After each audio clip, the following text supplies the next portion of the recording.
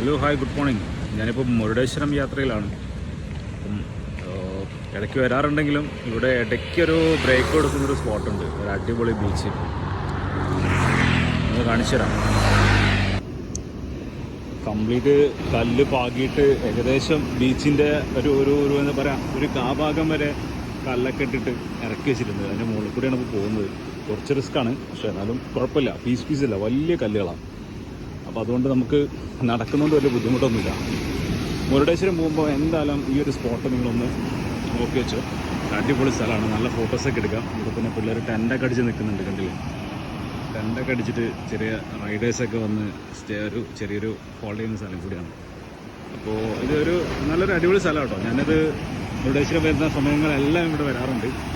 നല്ലൊരു എന്താ പറയുക, ഒരു പൊളി സ്ഥലമാണ്. നിങ്ങൾ എന്തായാലും ഈ റൂട്ട് പോകുമ്പോൾ ഈ ബീച്ചിൽ ഇറങ്ങി കഴിഞ്ഞാൽ നല്ല ഫോട്ടോസ് എടുക്കാം.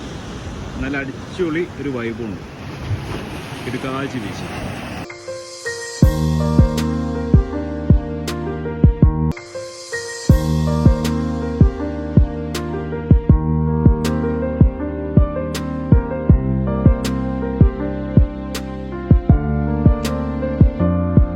പുതിയ സാരഥിയായ ടാറ്റ നെക്സോൺ നമ്മളെ പുതിയ സാരഥിയാണ്. എൻ്റെ കൂടെയാണ് യാത്ര.